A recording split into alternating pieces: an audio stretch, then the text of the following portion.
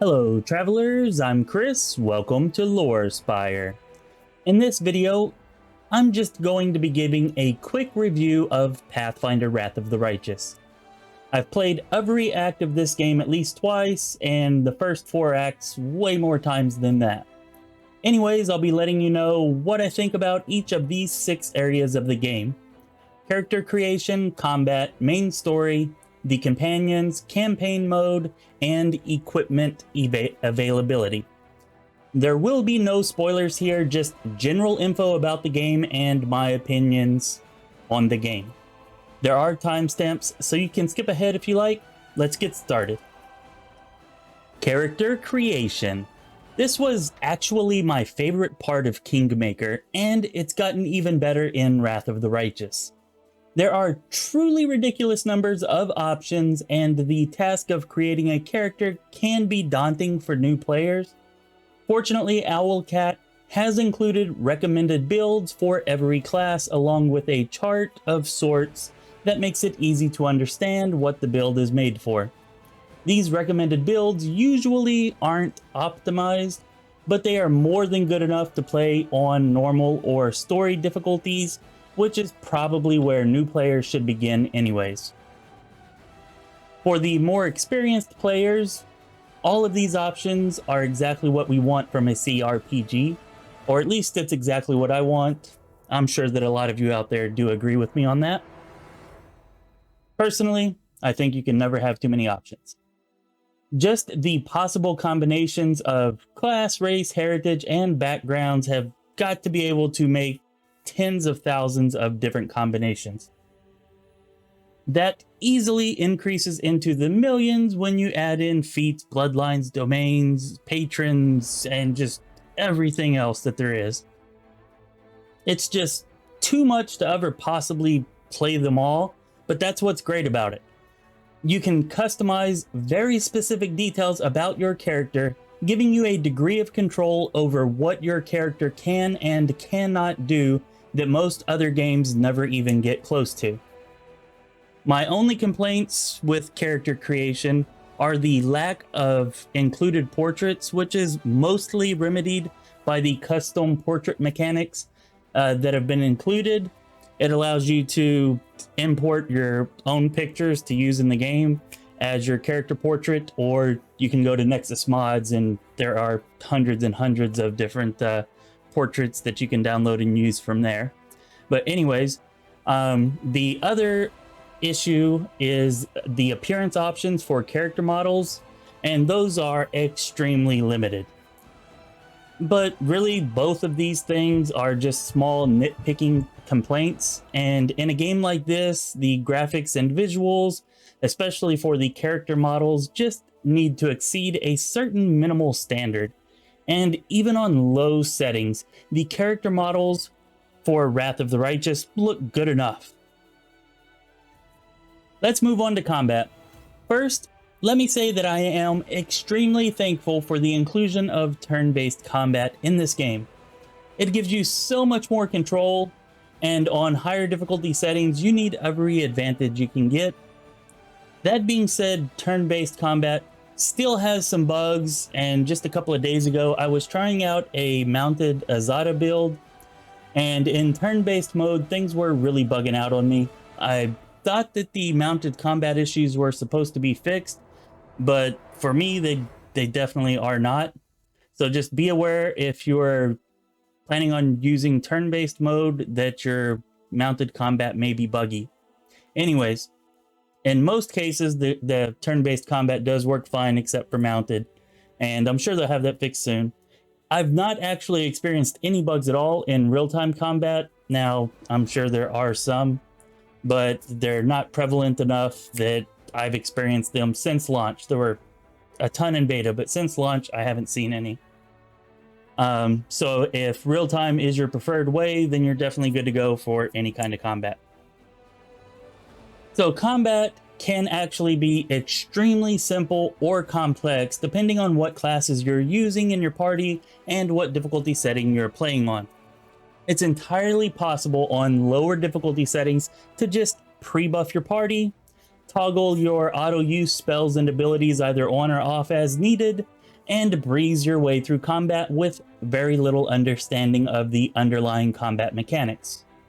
However, on higher difficulties, daring, core, and so on, you will need to understand the mechanics of the game so that you can take full advantage of them. And at the highest difficulties, like hard and unfair, you'll probably have to do a lot of micromanaging during combat to be successful. And even then, a few unlucky dice rolls can easily result in a party wipe, so be sure to save often, especially on higher difficulties. For me personally, core difficulty is the best setting for combat. I find this setting presents enough of a challenge for battles to be fun and meaningful, but it isn't so punishing as to make playing the game feel like a chore. Overall, I feel that Owlcat has actually done a really great job at providing different settings for different skill levels of players to make combat fun for everyone, whatever your preferences may be. Now for the story. The main storyline of this game is much improved over Kingmaker. I'm talking miles and miles and miles beyond it. Owlcat has done a phenomenal job at making the game feel epic right from the start. The story moves along at a good pace and rarely left me feeling like I was slogging through filler content just to get to the interesting parts again. You know, and sometimes whenever a game starts off with a really epic feel, it'll really just kind of bog down after that or slow down after that. But I think that Wrath of the Righteous actually does a really good job of constantly raising the stakes in ever increasing ways, and just keeping you feeling like there's always a greater threat right up until the end. You know, like it does a good job of that, which really keeps you engrossed, or at least it kept me engrossed in that way. Anyways, early in the game, it's made clear that the stakes are incredibly high and your failure would be devastating to the world of Galarian. Wrath of the Righteous provides plenty of mystery and intrigue and gives a good mix of plot twists that you can guess at and others that you just never see coming, or, you know, at least I didn't. This seems like a game of good versus evil with the fate of the world at stake, and I suppose that it is if you want to play it that way, and it kind of is even if you don't want to play it that way, but it really can be more than that if you make the right decisions, choose the right mythic path, if you're trying to play it that way. The weakest part of the story is definitely the player dialogue options. They can be very, very limited at times, with alignment response options that often just don't make sense. Choosing the option that makes the most sense is commonly considered either good or lawful, when really it's just the obvious choice that makes sense to anybody that has a degree of competency. Likewise, almost any time that you are nice, it's the good alignment option, which makes more sense than my previous complaint, but what about being nice for the sake of manipulating somebody? You know, controlling them for your own selfish benefit? Instead of that, evil options usually come down to killing, and quite commonly you're killing for no other reason than you just don't like somebody, regardless of how little sense that makes. And even whenever the evil options don't involve senseless killing, they still don't make sense. You know, you'll just be being a jerk in the most senseless way possible. You know, it's just like evil for the sake of evil, kind of what it comes down to, not evil in a way that actually matters or makes sense. Hopefully I explained that well. Anyways, like there's no charismatic evil option. Moving on, I just want to say that it is understandable that Owlcat can't account for everything in its dialogue options, but a few more nuanced dialogue options, especially during important story events, would have been highly appreciated, you know, and maybe an evil option that isn't just kill, kill, kill, oh, I hate you, stop being a wuss, kill, kill, kill. And maybe, something a little more believable. Anyways, overall, Owlcat has done a fantastic job with the story told by the game. The player dialogue options just could use improvement. As strong as the story is, and the story is very strong if I didn't make that clear, I really enjoyed it very much. But the companions are probably an even bigger strength for the game. Besides the amount of customization for your character, companions are probably the biggest strength of the game. Anyways, the companions come in a wide range of classes with various backgrounds and alignments. The voice acting for the companions is top-notch in my opinion, and the banter between party members accurately represents the different companions' values and personalities.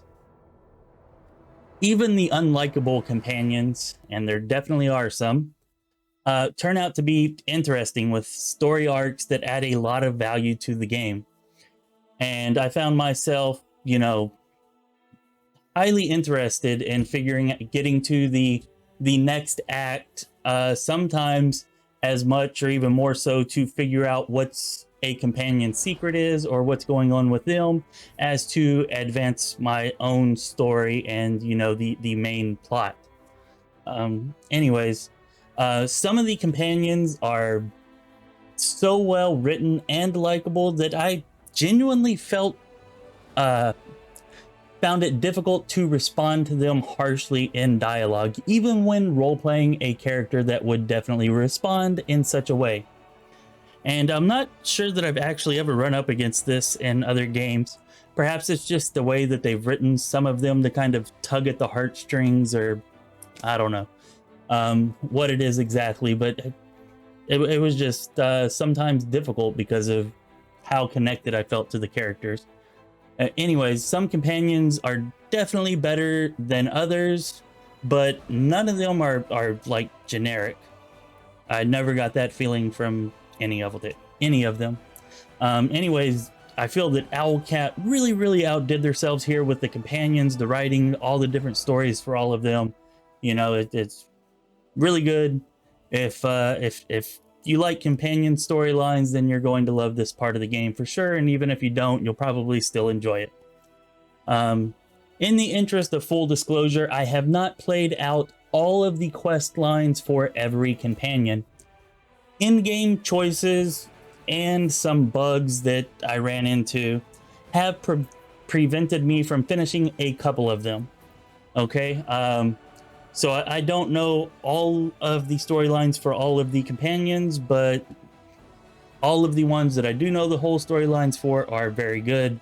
And even the ones that I don't know the entire storylines for, I know enough of them to know that they're enjoyable up to a certain point, and I would imagine beyond that as well. Campaign mechanics. This is by far the weakest aspect of the game. Fortunately, it's not a broken system, but it is far from optimized. In a recent live stream, one of our viewers, Wally Ram, said something to the effect of the campaign system needs 6 more months of work, so he had, toggled it off or put it into auto mode, as you can put it into an auto mode where you don't have to actually play out the campaign, you can just focus on adventuring. And anyways, I'm not sure if it's that extreme to where it needs 6 more months of work, but it is pretty bad. And I think that the game is actually a better experience if you do put campaign mode into the automatic setting so that you can just focus on adventuring. At least on your first playthrough. Do it on your first playthrough so that you can get all of the story at a good pace, and then whenever you go through to play it for a second time and you're not really itching to find out what happens next because you already know, then try turning on the campaign and actually going through campaign battles and everything. That's my suggestion. Up to you. Anyways, the time that it takes to recruit soldiers to build armies, just it really holds things up whenever you're in campaign mode. especially in the beginning when you're still trying to figure things out. Far worse than that is the actual battles themselves. The battle system is actually extremely easy to figure out, and there really isn't much strategy involved with it. And you might be thinking, well, at least it's easy then. And you're right, it is easy. It doesn't take long to figure out, and once you do, the battles are easy. However, even when the battles are easy, if you are facing tanky enemies in battle, then the battles can take hundreds of turns sometimes. Now, turns can be done very quickly by just spam clicking your mouse over and over and over again. And I commonly got down to one last enemy that might have a very large health pool and or very high defensive value. And at that point, the battle would just consist of me spam clicking attack with all of my units as fast as I could for minutes on end until finally the last remaining enemy unit died. It's just simple, annoying, unoptimized, and takes you out of the much more fun and immersive adventuring aspects of the game. To be fair, these issues do become less and less prevalent the farther you advance in your campaign. However, they are never completely eliminated. The game does include an auto-resolve mechanic so that you don't have to slog through the battles, but it functions poorly. Commonly, you will lose battles that you are supposed to win whenever you auto-resolve, and even the ones that you do win will invariably lead to you losing far more troops than you would have if you fought the battle yourself. This results in you having to spend more time recruiting troops to rebuild your armies. Before wrapping up this section, I should tell you that putting the campaign mode into automatic may prevent you from becoming a swarm that walks or from getting the secret ending for the game. This is because in automatic mode, you do not have the same control over making buildings, completing experiments, things like that. And there is an experiment that's required to become a swarm that walks. There's an experiment that's required for the secret ending. And I say may because I've heard conflicting reports with some people saying that if you wait long enough, even in automatic mode, the experiments will complete eventually. But I've heard other players say that they do not complete at all. So I want to give you that information so that you can make the decision on your own. Now, there is an alternate option here, and that is to download a mod called Combat Relief, which I've not personally tested, but from what I've read, it will auto-win your campaign battles for you so that you can keep campaign in manual mode and still have full control over what you build and the decrees and experiments that you complete, but you don't have to actually fight the battles. Now for equipment. I feel like Owlcat has done a good job of providing enough loot drops that your equipment never really falls too far behind. Now you'll want to make sure that you are checking shops whenever you come across them, looting all of the corpses and loot boxes that there are, and that you have a character with a high enough trickery skill to be able to open all of the locked chests that you come across. And as long as you're doing that, you should never have your equipment fall so far behind that you feel like it's hindering your party. It should all stay fairly well up to date. Additionally, Owlcat has included a magic weapon that you can get in the first act of the game that will actually transform into any weapon, simple, martial, exotic, whatever.